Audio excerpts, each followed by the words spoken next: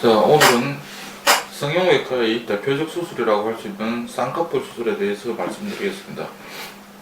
누구나 쌍꺼풀 수술은 할 수 있지만 사실 이 쌍꺼풀 수술이 성형외과 의사에게는 어떻게 보면 아주 쉬울 수도 있지만 가장 까다롭고 또 탈도 많고 말도 많은 그런 수술 중에 하나입니다.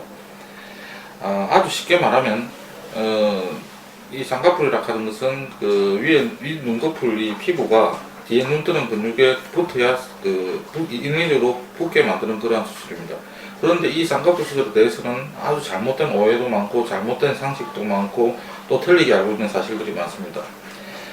눈이 작은 경우에는 눈이 좀 더 크고 또렷하게 보이게 하고 또 인상이 날카로운 경우에도 속쌍꺼풀만 있더라도 아주 선하고 부드러운 이미지로 바뀌게 합니다.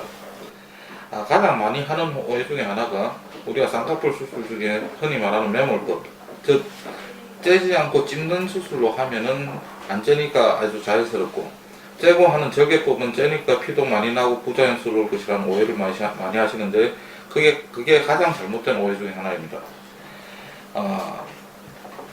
제가 20년 동안 하면서 다른 병원에서 온 환자 중에 매몰법을 했는데도 불구하고 1년 동안 붓기가 빠진 것 같아 부자연스럽다 이런 경우를 많이 봅니다. 그것은 왜냐하면 쌍꺼풀이 생기려면 피부와 뒤에 눈뜨는 근육 사이에 방해하는 조직이 없어야 됩니다. 근데 방해하는 조직, 예를 들어서 지방이라든지 그런 것이 있는데도 불구하고 그것을 제거하지 않고 억지로 찝는 방법을 하게 되면 그 방해하는 조직이 위로 가거나 밑으로 밀리게 됩니다. 그럼 그 위로 간 조직이 다시 밑으로 내려오면 쌍꺼풀이 풀리게 되는 것이고, 만약 그게 위로 계속 남아있다면 안 빠진 붓기처럼 더 부자연스럽게 만드는 것이죠.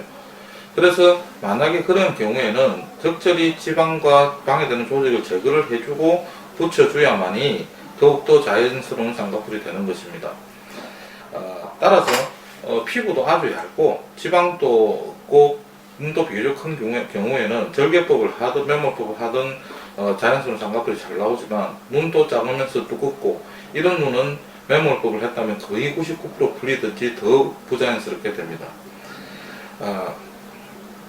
절개를 한다고 해서 흉터가 크게 남는 법은 거의 없고, 제가 20년 동안 해오면서 저한테 받은 쌍꺼풀 환자 중 뭐 다른 불만은 있을 수 있겠습니다만서도 부자연스럽다든지 흉터가 크게 보인다든지 그런 경우는 단 한 번도 없었습니다.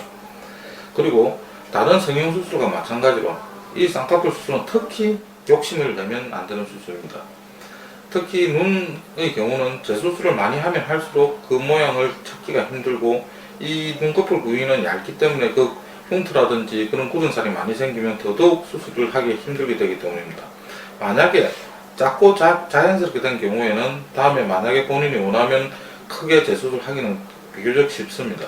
그러나 크고 진하게 된 쌍꺼풀이 마음에 안 들어서 다시 작게 만들고자 할 때는 그 재수술도 아주 어렵고 그 결과도 비교적 좋지가 않습니다. 따라서 다른 수술도 마찬가지겠지만 특히 이 쌍꺼풀 수술만큼은 항상 모질한 듯이 해야 실패를 하지 않습니다. 제가 감히 이야기를 하자면 제가 항상 그런 식으로 수술을 해왔기 때문에 20년 동안 저는 거의 쌍꺼풀을 만들어도 그 환자가 성형외과에 설사 취직을 하더라도 그 성형외과 의사가 이 쌍꺼풀 수술을 했는지 자기 건지 모를 정도로 그렇게 자연스럽게 해왔고 또 그만큼 자신이 있습니다. 그것은 꼭 제가 잘해서가 아니라 제가 항상 말하는 무리하지 않는 성형수술을 하기 때문입니다. 감사합니다.